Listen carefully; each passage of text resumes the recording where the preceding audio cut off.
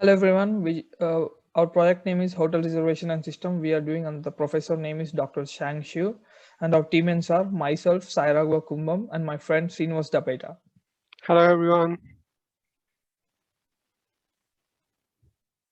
And here comes the problem statement. As the number of hotels and the bookings are increasing in the hotel groups wanted to get rid of the paperwork and all these booking details and the payment records of the customers, they just want to do in a digitalized way. Then a hotel groups are needed to do it in a digitalized way and centralized database design for booking. So it will help them to in reducing of manpower and also complete the same work and reduces the human errors, and also the data is easily available to the customers, and the business efficiency will also increase, and also the efficiency of the data is being done. And here the scope of the projects. In the scope of the projects, there are the two main subheadings. They are the customer point of view and the management point of view. Let's come to the customer point of view. The customer point of view deals with the how the customer need to create the account and update all his details, and also which helps him to know how many rooms are available near the location and which time and how many people they want to stay in that room, and also the booking available rooms or in a different way, and also it will helps to able to check in and check out, and all the food services also provided, and all these details which are being helpful are being given in a detailed invoice after their completion of their vacation, and also the and it last it comes to the make the payment section. And management point of view, if management want to add the new hotels and rooms to the database, it is also in the scope of the project, and also viewing the current occupancy of the rooms also available in this.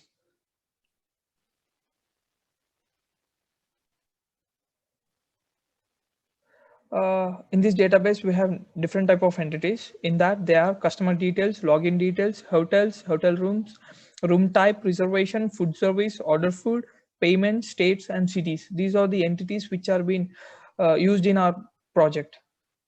Contains state ID, state name, and the state code. In that, we'll be considering primary key as in state ID. Each state has an n number of cities. Coming for the city entity contains city ID, city name, and the state ID. And we'll be considering primary key as city ID and the foreign key as state ID, which is different from the state's entity. And each city contains n number of hotels. Coming for the hotels entity contains hotel ID, location, city ID, hotel name, mobile contact, email contact, hotel name, and the ratings. In that, we'll be considering primary key as an hotel ID and the foreign key as an city's ID, which is referred from the city's entity. And each hotel contains n number of hotel rooms. In that, hotel number, room type ID, room description, and the price. In that, we'll be having two foreign keys and one primary key. The one primary key is hotel room ID, and the two foreign keys are hotel ID, which is referred from the hotel's entity, and the room type ID, which is referred from the room type entity. In that, it contains room type ID, room type, and number of persons. And we'll be considering room type as a primary key. The login details. Login details entity contains customer ID, password. In that, customer ID will be the primary key and also the foreign key. And each login details has one customer details. Customer details entity contains customer ID, mobile, first name, last name, email ID, created data, and also the date of birth. Each customer ID contains n number of reservations, and reservations entity contains reservation ID, hotel room ID, customer ID, state date, end date, and the reservation notes and the reservation status. Here and it every reservation ID contains one number of order food entity. Order food entity contains order ID, reservation ID, and also the may type ID, and also quantity, menu type ID, and also the quantity. And the order food entity contains one food service. In food service entity contains meal type and also the menu type, amount. In that, meal type is an primary key. Uh, And coming for the payment entity contains payment ID, reservation ID, amount paid, paid data type. In that, primary key will be the payment ID and the foreign key will be the reservation ID. And the foreign key reservation ID is referred from the reservation entity. Query to create the tables with constraints. Whereas we have almost 11 entities in our project, with whose create statement is similar for all the entities. So I had chosen reservation entity as an example. Coming for the create a table which is reservation. In that we'll be having reservation ID, hotel room ID, customer ID, reservation start date, reservation end date, reservation notes, and the reservation status as an attributes. In that we'll be choosing reservation ID data type as an int, hotel room ID's data type is the varchar, customer ID is int, reservation start date will be the date and time, and reservation end date will be the date and time, and the reservation notes will be the text, and the reservation status will be the varchar, where all of these will be the not null. We'll be considering as reservation ID as a primary key, so we had declared in that way. In that we'll be choosing two foreign keys and one check, which are been three constraints.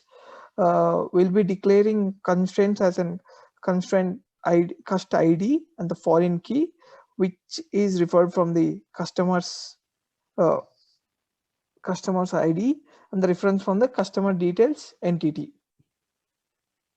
And the constraint hotel room ID will be the hotel room ID, which is reference from the hotel room entity. And here we'll be keeping check as and constraints because we'll be checking the conditions. Reservation end date will be always be greater than the reservation start date. And here comes the note. To create a table with a foreign key constraints at the beginning, the parent table should be already created, or you can use below syntax to add the constraints later. Other table name, add constraints, constraint name, foreign key, column name, reference, and the reference table, referred table, sorry, and the column name.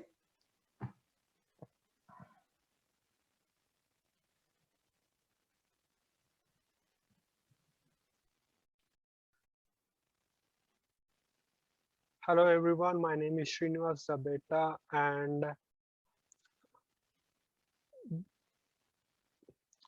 I will be taking from operational scenarios. We have nearly about 11 operational scenarios. Those are adding customer, checking for the room availability, booking a room, check-in or check-out, order food, making payments, viewing bills, and to get the remaining balance, update customer details, current occupancy, add hotels and rooms to the database. Adding a customer. Let's come to the first scenario, adding a customer. Adding a customer is implemented using add customer procedure. We choose add customer procedure because we choose procedures because our queries, while building the queries, our queries became bit longer, which are not feasible to type every time. So we use stored procedures and we input the parameters to the stored procedures which are required, and inside the procedure we implement the SQL queries. Now let's coming to add customer. Add customer procedure. Add customer procedure takes has the below syntax. It is called by the call as with the call identifier add customer, and it takes phone number, first name, last name, and the email ID as the input, and also the password and the date of birth as the input, and the last two, these are the output variables of the procedure. Just a second.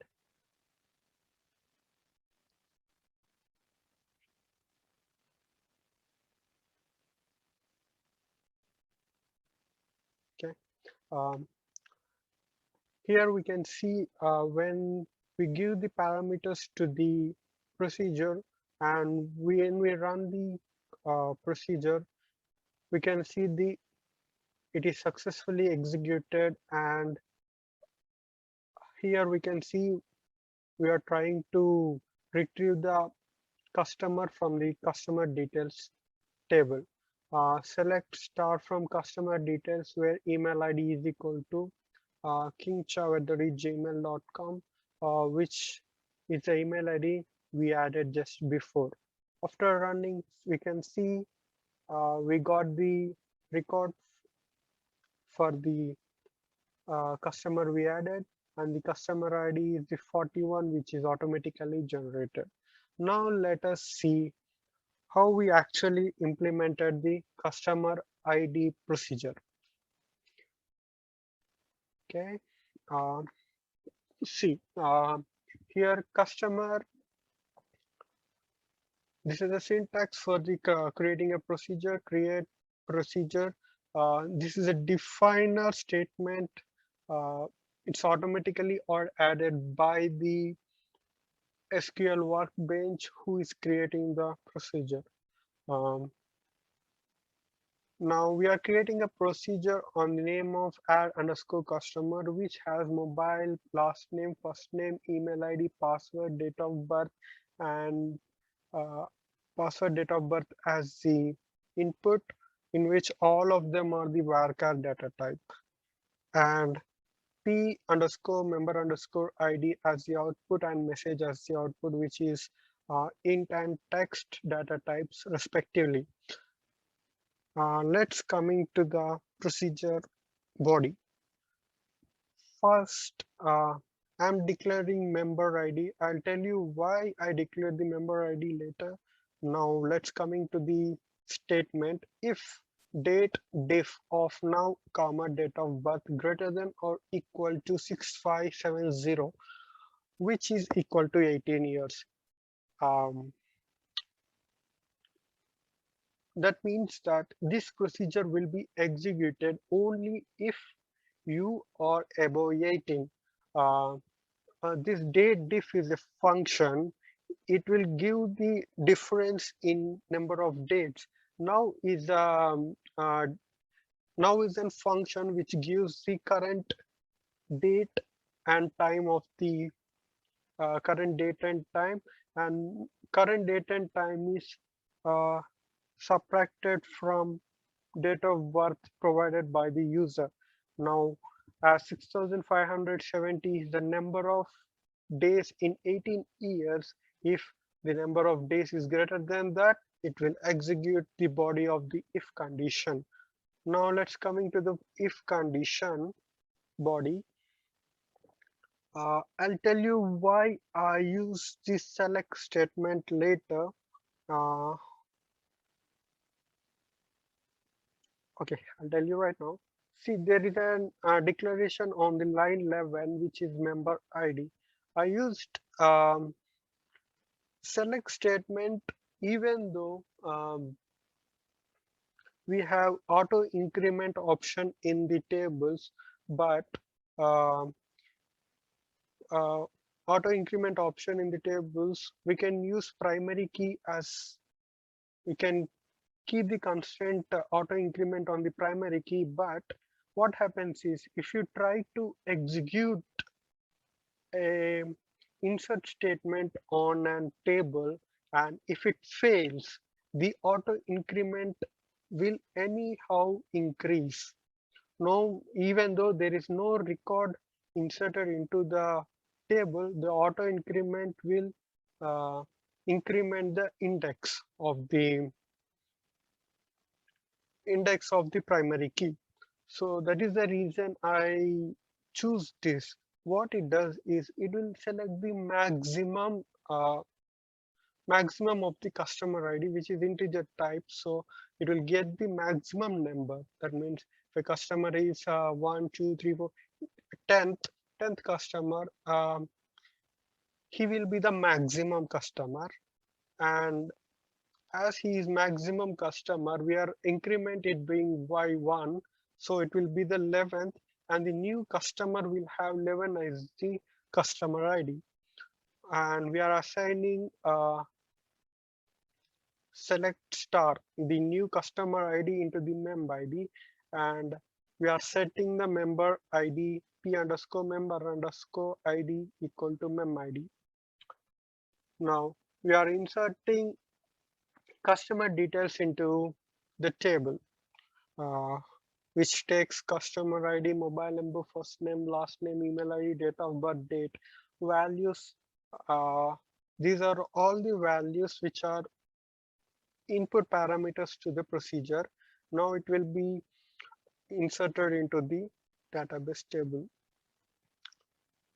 As you know, uh, we don't keep email IDs and all other the customer details together with the passwords. Due to security reason, we want to define a separate table for storing the password. Uh, so when a customer account is created, it will call this function. It also will an uh, entry in the login details will also be created with the values customer ID and encrypted form of the password, which is MD5, is an encryption algorithm which is implemented by the SQL on the password provided by the user.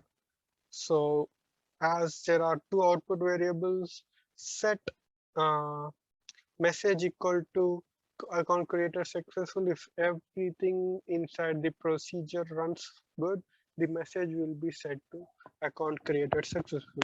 If the date of birth is less than 18 years, uh, it will go to the else condition of the if loop, if statement, and it will set you are not able, and no SQL query will be executed.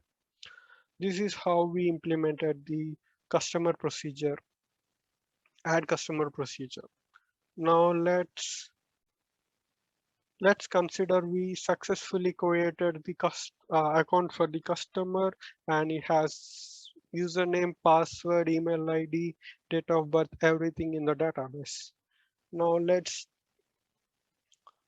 going forward. Next statement is next procedure is checking the room availability. Now, in the operational scenario, the second operational scenario is the checking room availability. We have mm, we are given many parameters like start date, end date, state, and city, and the number of the people. Room availability procedure will take all these as input parameters and does a search on all the related tables and gives the uh, appropriate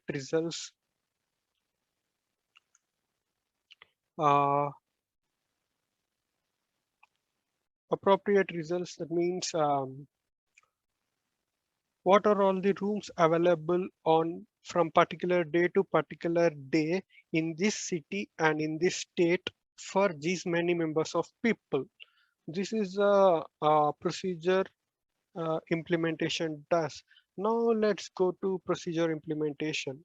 Uh, as you can see, it is a little big query and little big query, and we cannot always write these queries. So I have to go, so I have to implement procedure for this to work every time without any human errors and everything.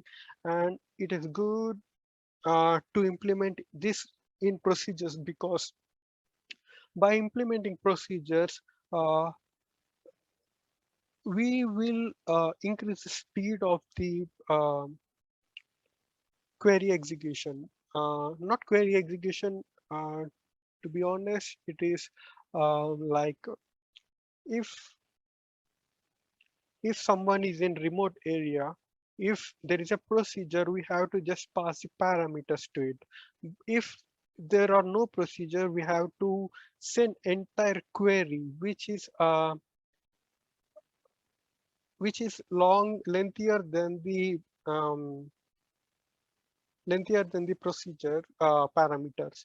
So it will take some time to um, it will take time and bandwidth for the query execution on remote computers, so remote servers.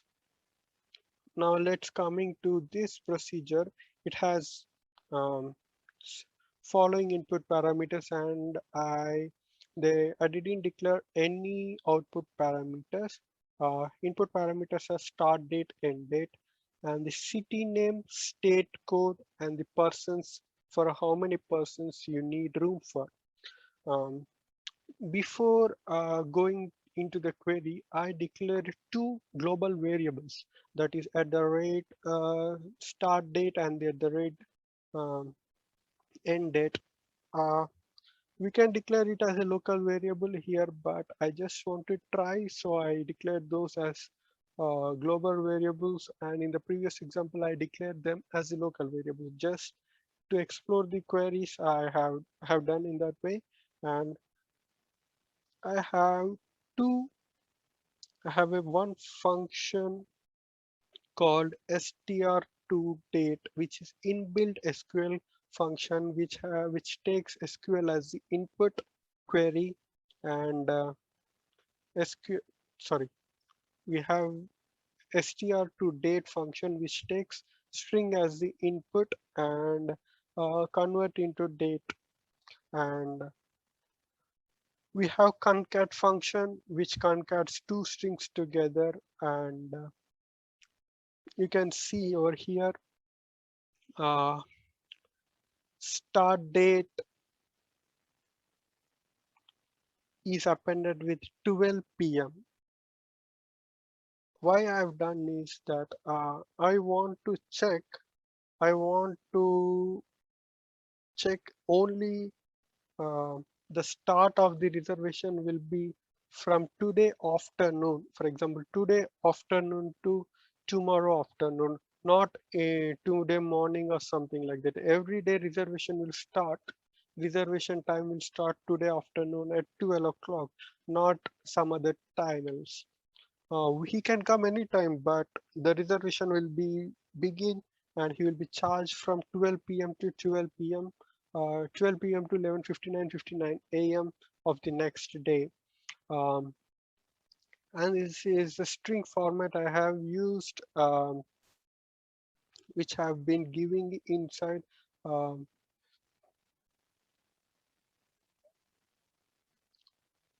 Now, after declaring the start date and the end date, now consider you can check rooms availability only uh, only when end date is greater than the current date. That means you can't check previous previous availability of the rooms. You can check availability of the rooms from today to uh, some other day in the future, not to the previous. So I have given a if condition to satisfy this. It will be executed only if a date is in future or today. Now, coming to the query, there are a lot of subqueries inside. So let us go first to least subquery. That means highest uh, priorities subquery, which is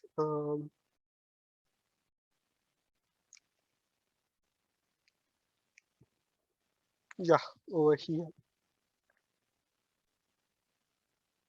Yeah, this is the highest priority subquery. This is the subquery first executed. So now we are taking hotel room table and the hotel room ID table.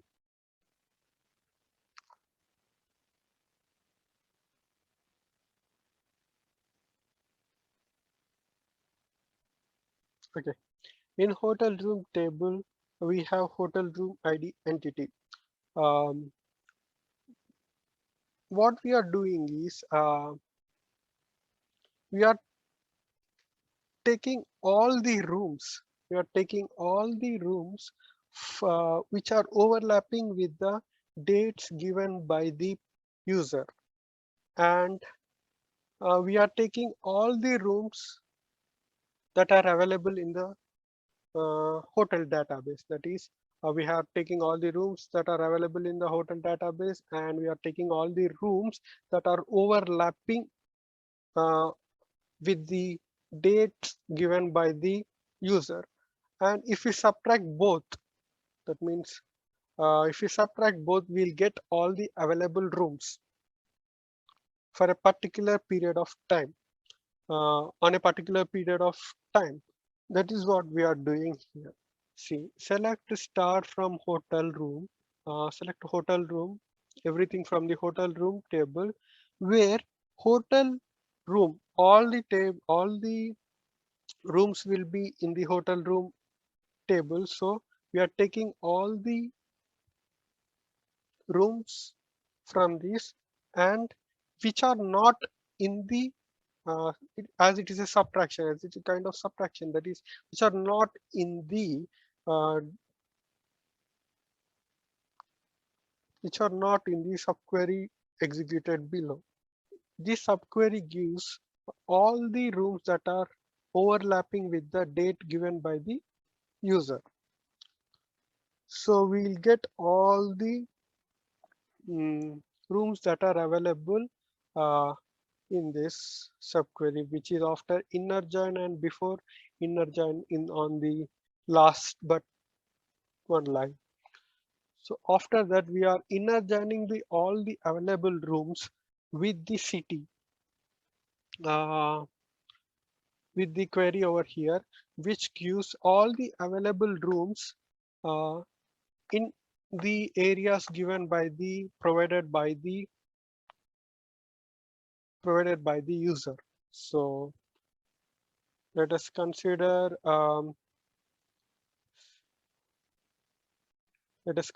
hotel look. See, select star. We are selecting hotel ID, hotel name, street location, ratings, everything from the hotel reservation tables.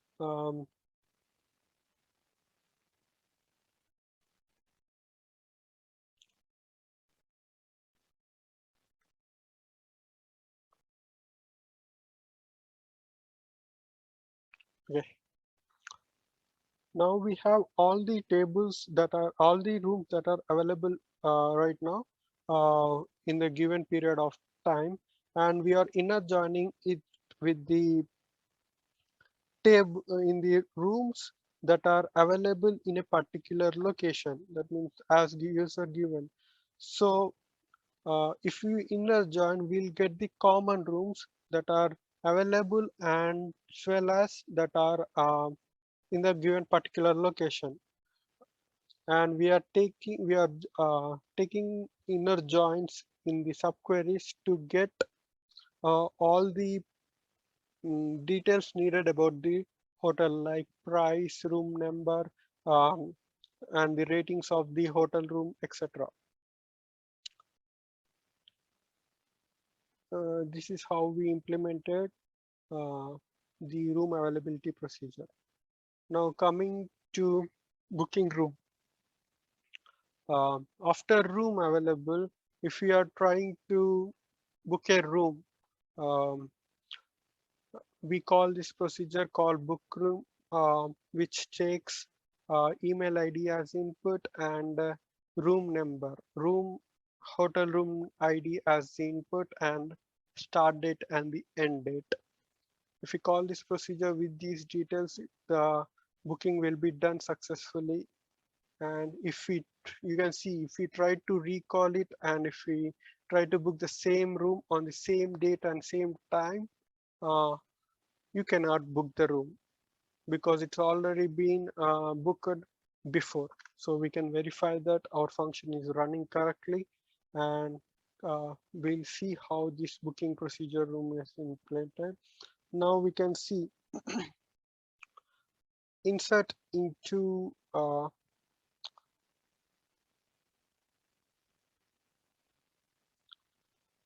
now it has four input variables, four input parameters: email ID or mobile number, hotel room, start date, and the end date. We used email ID because uh,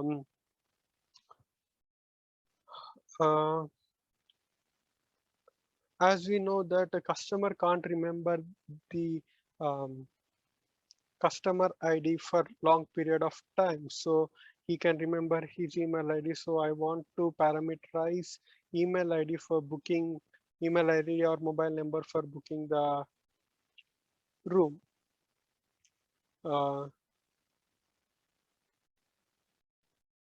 Declare, oh okay, this is a local variable. I told you before, this is for incrementation purpose. This booking table, booking room will insert the booking into, sorry, it will booking insert into the hotel reservation dot hotel reservation schema, and the reservation table insert the values into that. But let us before inserting, I have done an if condition which has subquery in itself. Um, so we have input parameter as row hotel room ID. So from the input parameter, we have to check whether that room is available again for data integrity purposes. So the customer may make some mistake and enter wrong room number. So we'll check it before we are entering inserting that into hotel reservation table. Now for checking availability procedure, which we have done before, uh, the same query has been given here. So this will fetch all the rooms that are in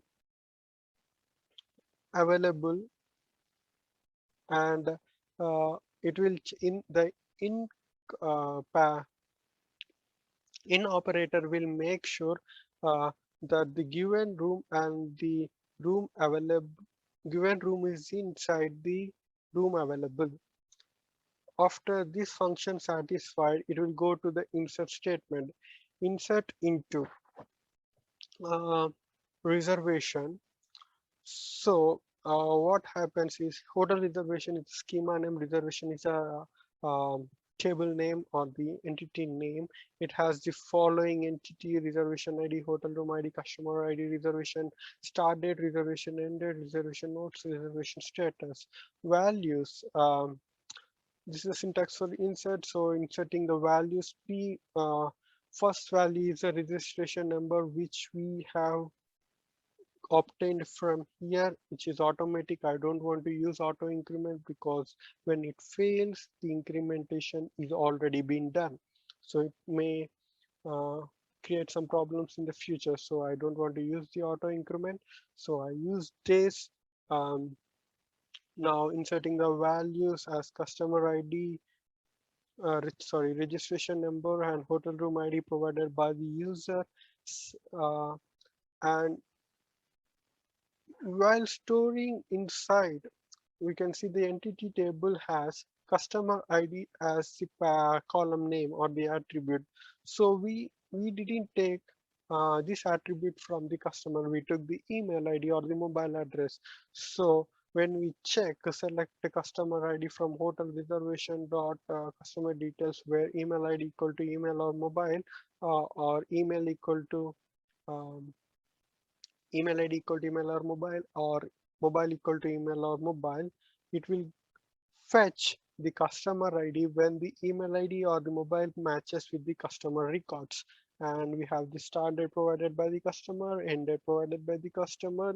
I have given a space for the reservation notes. I want to keep it empty for some time. We'll use this later, and the status of the reservation will begin with the reserved status. Mm. As you can see, We tried to implement this by calling this. We got booked successfully, and we tried to uh, book the same room with the same date and time. We cannot book it again because it's already been booked. And now you should be able to check in or check out. This is a simple update query. We already have the insert statement. Now we already inserted the reservation into the reservation record. Now the by this time the customer should be known by his reservation ID. The update reservation status take uh, reservation ID and uh, reservation status as input for updating the reservation status column. Um, Now let us see the procedure implementation. Hotel reservation equal to um, we are updating the reservation table, um, but also we are updating the reservation status. Uh, we are updating reservation status from reserved to check-in, and we are entering this reservation change into reservation notes. You can see over here. Um, reservation underscore status equal to p reservation underscore status. This is a new status getting updated, and the reservation notes equal to concat reservation notes, comma, next line, comma, the reservation notes that has been status that has been provided by the user, comma, timestamp when at what time it is getting updated. The timestamp current timestamp is a function that returns the current date and time. Uh, so this all will be getting included. So you can see here reservation status 6 comma check-in. Reservation notes has been updated to check-in at 2021 04 o'clock 4:34:41. So and the reservation status is changed from reserves to check-in. Now coming to food ordering services, or the food services provided by the hotels. If a customer has a reservation ID, he can order food at any time by calling the order food procedure. Um,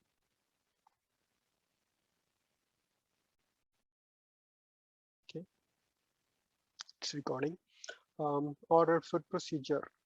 Here is the procedure implementation. It has three input parameters: reservation ID, p underscore mail underscore type, and the quantity.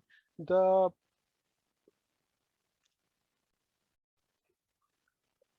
As you can see, this is a similar thing which I have done uh, to which I have done for not to use auto increment. I'm taking the maximum value of the order ID and incrementing it. For the first record to be inserted, I am using if statement. If it is equals to null, set order ID equal to 1, and we are inserting that into the table. Now this is a simple insert statement, insert into order food table with these as the parameters. And as you can know, we are taking lunch as the input parameter, which is not available directly, uh, which is not available directly because the hotel order food table takes meal type ID as the input. So we have to convert that lunch to its respective meal type ID. For that, I used a subquery, select meal type ID from reservation dot food service, where um, p underscore meal type underscore equal to meal type, and have a quantity. how many quantities of order you need.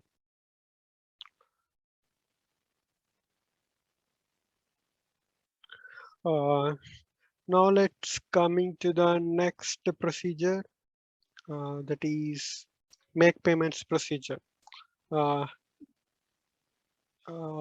as you know, uh, we already know the reservation ID, and if we want to pay some amount of the cash, we can call this procedure for paying.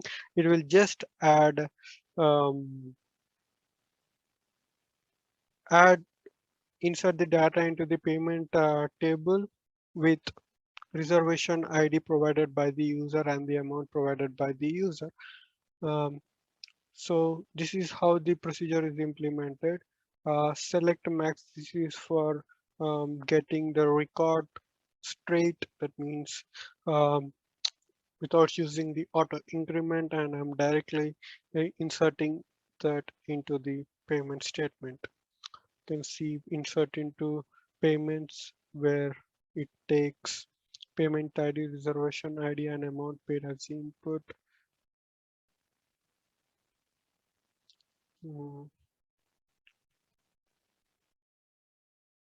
and paid date and time will be the auto default set to default value, which is the current date and time statement. Now coming to the next one, it's a billing details. To if you want to get all the billing details that are provided that an user used, like he spent some amount of money on the lunch, some on the rent, uh, what he has been charged for and how much he has paid. It will be given by this table, uh, by this procedure called billing details, under which takes reservation ID as input. For a particular reservation, what are all the billings that have been done. The implementation is it looks big, but it is very simple. Here we used unions and inner joins for achieving this. Now let's go with first. I'll let you know that I set the first room price to 0. Uh, Now, based upon the reservation ID, I can get um,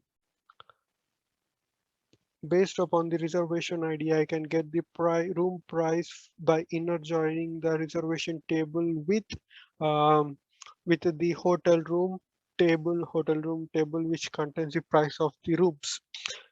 See, we can see I'm doing inner join because I don't want any duplicate values and null values to be written. I want only one.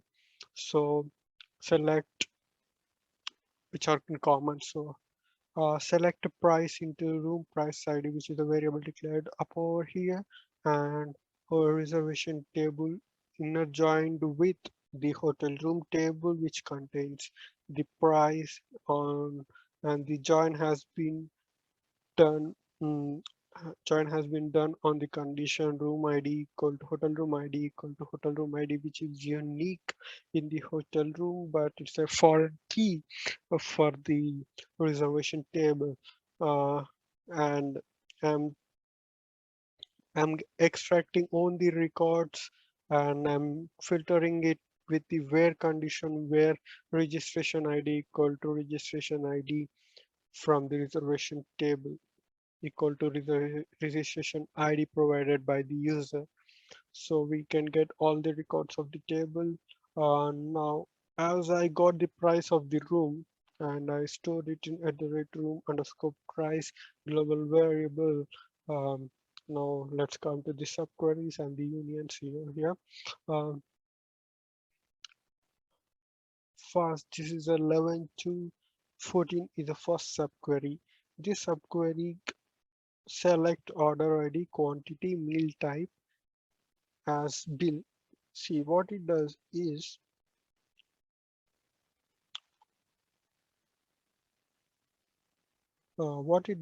is it will inner join order table, mm, and the reservation table. Inner join with order table, sorry, not the reservation table, with the food service table. so that order table contains the food type item ID, type ID, meal type ID, which is foreign key for that table and which is primary key for the food service table. So if we join both, we can get the price for the meal type from the food service table and how many quantities of order does a particular customer made with a particular registration ID. So now what I after getting this, if I can get order ID, quantity of the order from the order food table and meal type from the food service table uh, as belong. This is the alias name for this column, and I'm rounding the uh, uh, amount which is price for the meal type, comma, rounding it off to 2 and rounding the amount and quantity to multiply and rounding it off to 2. So this is one query for getting all the records, all the billing records from the order table, and other uh, thing is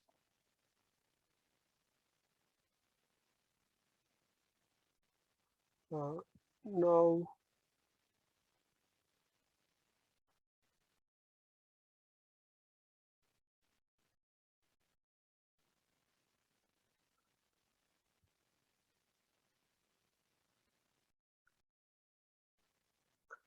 second one is I need to get the rent, how much he has to pay. So I am selecting the reservation table, and as we know, reservation table is primary key and identified by the reservation ID. So there will be no problem because we already got the price for the room from the hotel room table. So we'll find the difference between the end date and the start date and multiply with the price of the room per day, and we'll round it off to 2, and named the alias um, used alias name as amount, which is same as last name as amount in the 11th one. So that is the thing, and after multiplying the days we are trying to get the total amount. Next is the amount paid. From the payments table, if an user pays amount that is user pays amount in pays multiple payments, it will be recorded in the payment table. So we have to subtract those from the total bill that has been done by the user and total amount that has already paid. So we'll get all the records. Now you can see that here call billing details of 6. He spent uh, 2, he ordered a lunch and it's 2 quantities, so the total will be 1798, and he spent 1 day in the room, so the room quantity is 33, and the amount paid already he made a payment of $10, so it will be minus 10 from the total billing. Next, remaining balance procedure is implemented uh, for finding the balance, how much balance should be needed, mm, how much balance is remaining for a particular reservation ID. This is how it is implemented. It is same as the before. See, you can see there are 3 unions. Now, on top of this, on the top of the result that has come from the previous procedure, I just summed the total column of the previous procedure total column in the previous procedure output table, so we can get the remaining balance, because we can see that 1733 and minus 10, we will get how much he owes us or how much we owe him when it gets into negative as negative value. Um, so that is how we implemented the remaining balance procedure, adding a hotel to database. This is the management point of view. This is a management point of view, and uh, it takes uh, name, street description, uh, state and city and state and phone number and email address, license number, and the ratings of the hotel as the input, and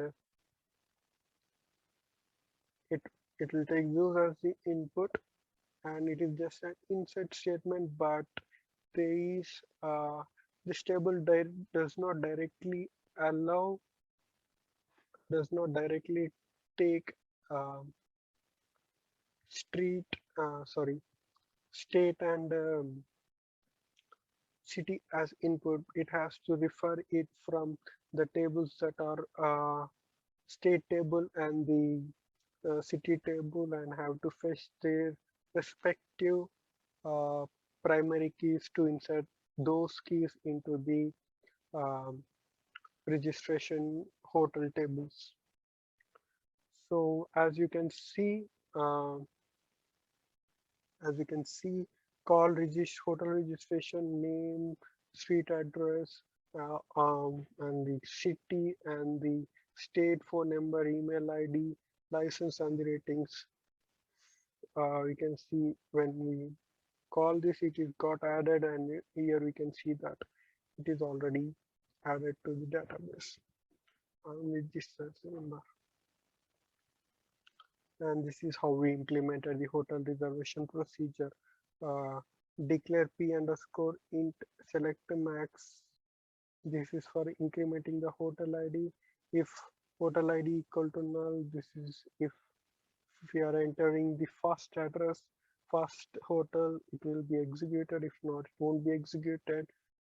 I just did it to um, implement instead of auto increment. Now inserting those into this, as I said, city ID, as I said,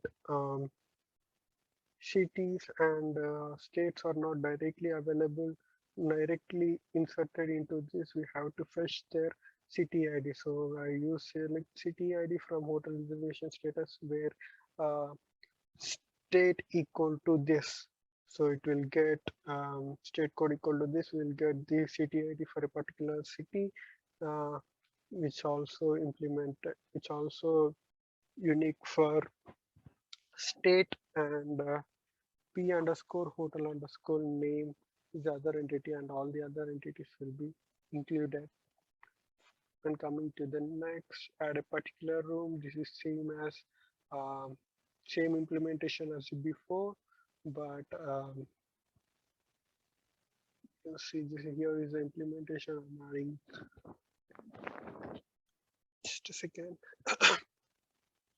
Here is implementation. Uh,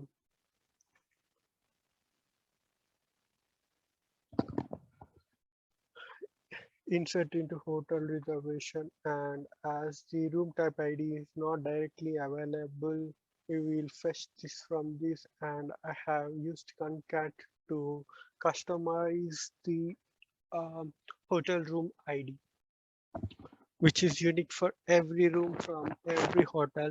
So I customize this so that it won't match with any other. Uh, and we have the price, and we are fetching hotel room ID from room type, the room ID from the room type.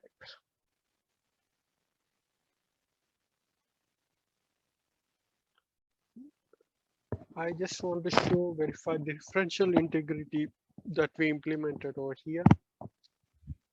As primary keys and the foreign keys are correctly defined, uh, it automatically ensures that there is a differential integrity um, between those tables. Let's verify if there is any. See, I'm trying to execute, trying to select an hotel room where hotel ID equal to 17, which is not in the database, so I get an empty record. Now I'm trying to add a room to hotel which doesn't exist. That means uh, it should it should not add, because it doesn't make any sense that a room without a hotel. So now I'm trying to add a room to hotel with 17 as the which doesn't exist hotel ID, and these are the parameters. If I run this, see, I get an error saying that cannot add or update child row, a foreign key constraint fails. So we can make sure that the referential integrity is working between the tables. So that is all we have, and I can say that we developed a pretty basic and pretty good database which covers all the scope that has been provided, uh, and it's a basic database. And now we'll try to demo our project. Let me share my screen SQL workbench. Just a second.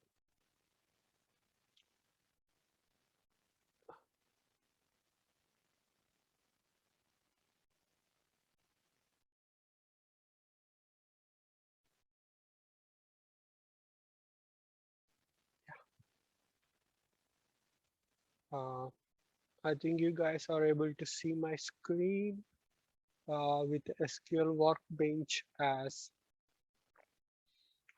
So here is a scenario, all scenarios over here, um, all the procedure calls.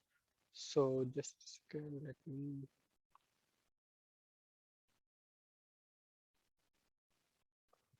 let us consider, let's check if we can add a new customer to the database. These are the details I have already typed it to save the time. So these are all the details that we have. Now let's check before we have any customer with the email ID this and this and this. Let's check. I have already typed. I'll execute only this line. So there is no customer as it didn't fetch any records from the database. There are no customer with the email ID this marialis@gmail.com. So I'm trying to add a customer to our database with this adds the um, parameters. Now I'm running my query. You can see call customer has been one row affected. That means the row the customer has added to our database. Let's check it if it is correct or not. As you can see, his customer ID is 42, and we have the email ID, phone number, and everything. We can fetch it from here. Now, after that, we have created a customer. Now we have to see what are the rooms available in Albany, New York, with for one people or more. Uh, on the date of 24th April to 25th April. So let's try to run this. See, there are 36 rooms available from different hotels in New York, Albany. Now, you can see these are all the search parameters. So uh, we have all the 36 records over here. Now I'll try to change the search parameters. You can notice that first, for one member, we have 36 rooms available for 8 members, like suits. We'll try to run it. Uh, See, we got only 12 rooms available on that particular date. After that, let us go with 2.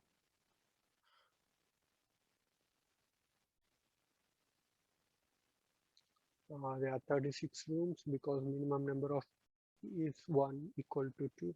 So let's try to book uh, 1 bedroom. Uh, okay, let's try to book or 101. Let's try to book this 101. I'm taking the hotel ID, hotel room ID from over here for one member, and let's try to execute this hotel booking. Yeah, I'm doing it right. Okay.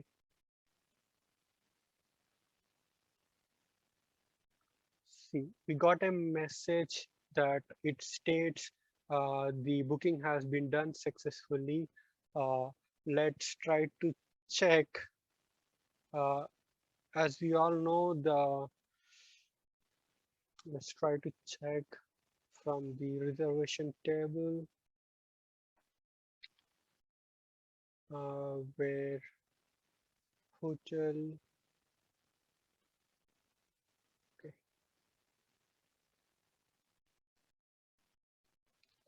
Okay, as we all know, we have customer ID, so we will try to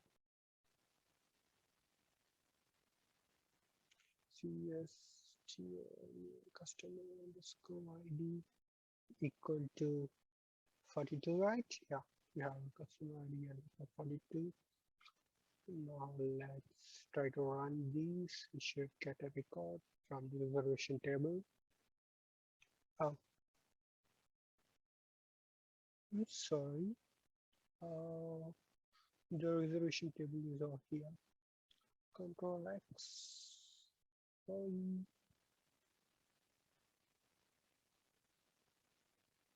Control V. Yeah.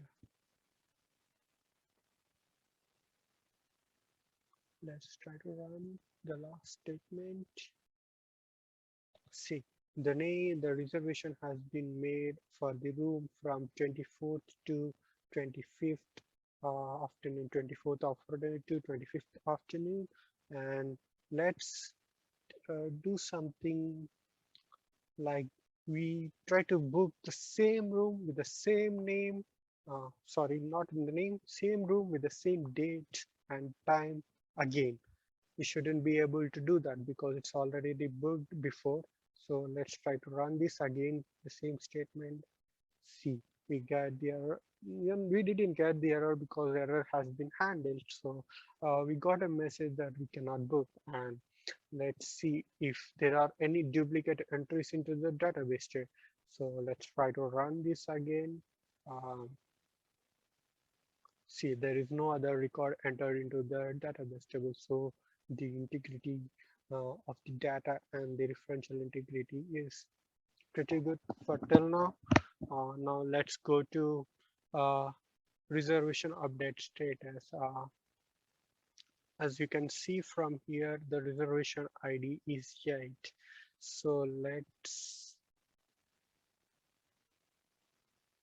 check in the person right now. We are checking in the person. Now you can see the reservation update reservation. This one row got affected. Let's check what happened. See, now we have reservation notes equal to nothing and reserve status to reserved. Now let's try to run this and see what are the effects that has been took affected. See, the check-in date has the reservation status has changed from reserved to check-in, and reservation notes is in filled with check-in on 20, 21, 4, 22. So like that. Now let's go back to the procedures, and after check-in, if we want to order a food, we need reservation number as input, which is 8 for, and we are ordering the lunch, and we are ordering the lunch for 2 people. Or just try to run this query now. No, yeah. Now the order has been placed. Let's verify it has been placed or not. Um, where's the order table? Here is the order table. Let's try to run this. Now here with the reservation ID, meal type ID 2 and a quantity 2. The last one is the order placed by these people. Uh, After paper your customer, new customer, and after that, before making payments,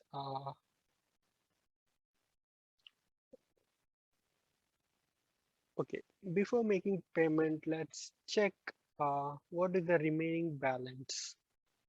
What is the thing he has to pay for us?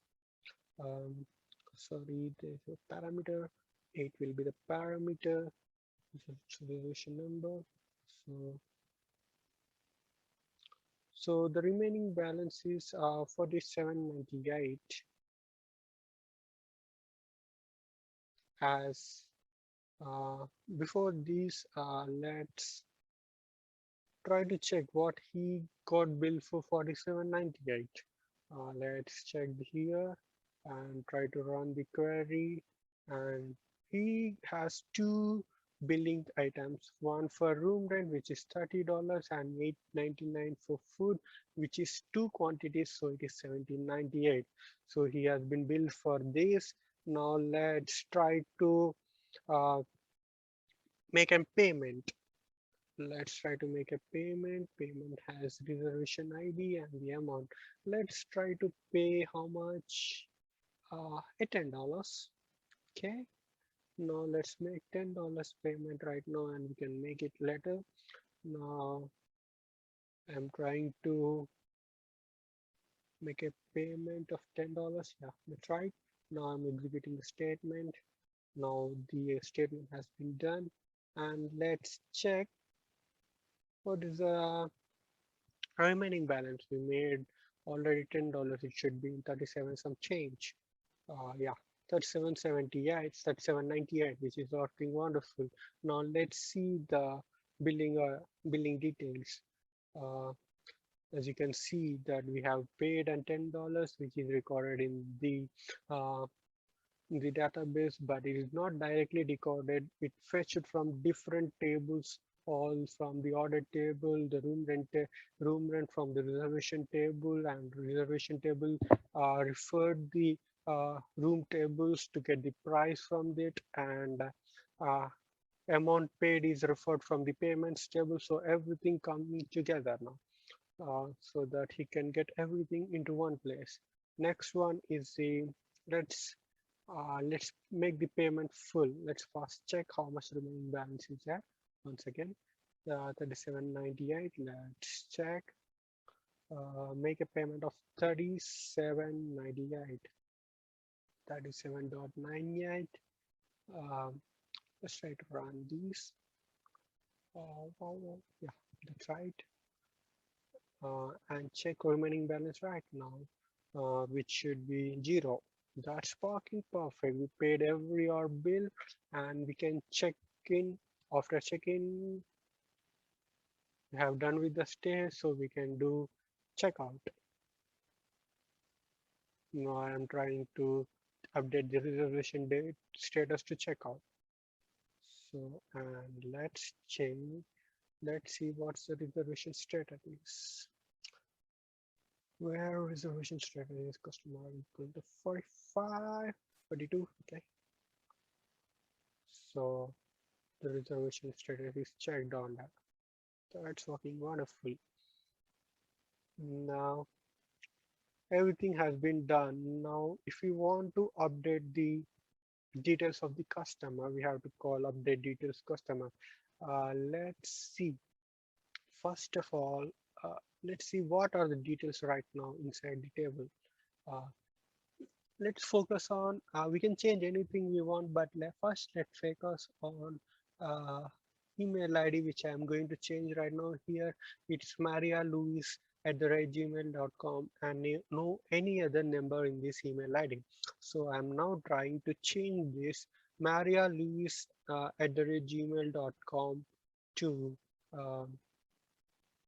marialuis@gmail.com to marialuis 1@gmail.com. But in order to change the update the details, uh, the password has to be matched. Actually, the first password is abchill chill 123. So first I'll do with wrong password. Let's see what happens. Um,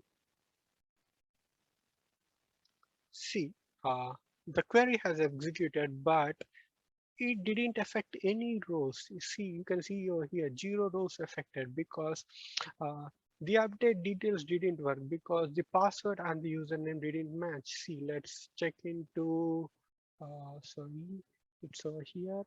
Let's check inside this. See, it's still marialewis@gmail.com. It is nothing has been changed. Now let's try to uh, give it with the same password and let's try to run it. See, you can see one row got affected after the procedure call. Let's see if it got affected and we can see it inside here. Let's run this. Uh, so, okay. Because I'm searching for marialewis@gmail.com, there is no such because we already updated it. So let's try marialewis1@gmail.com and search for it. Okay, that is, hey, we got an output over here. So that is working very good. And next, that's all we have. And if we want to, let's say, um, let's see what we have in the login details table. Let's see, 42. Let's consider what are the details in the login detail. See, you can see that here the password is some gibberish. It's not gibberish actually, it's an encrypted form of the password that has been provided by the user, and it uses MD5 algorithm to encrypt the password. That's pretty good. Yeah. And so that no other people can see uh, see others, the administrators also can't see the password of the users. So that is the security reasons we used MD5 algorithm to encrypt the password. Next, what we can do, what we can play with, let's try to check the referential integrity. Let's try uh, see, let's try to book a room in the previous day. See, that is 2021.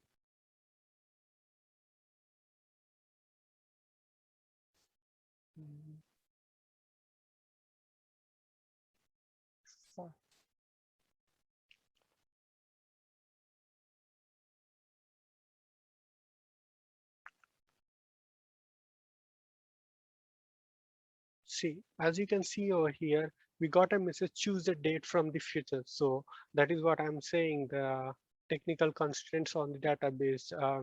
We can't we can't book a future, we can't book a room from the previous date. So we have to choose something from the next date, that is 23 is the next day. So let's try it now. So these are all the tables we have right now. Now let's try to um, uh, find,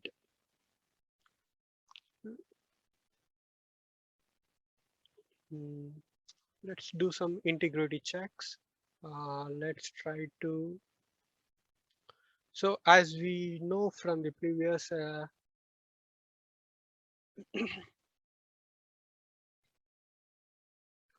okay, as we know the maximum order ID, maximum registration number is 8, and if we try to register more than that, that means registration number which doesn't exist, uh, like 9, and if you try to order food, it should throw an error. So see, it throws an error, constraint fails. So integrity is working good, and if you try to with 8, it takes and gives another order. So that's working wonderfully. So that is all we have for today. In this project, I think I covered everything from the scope and every implementation of the procedure. Thank you. Have a good day.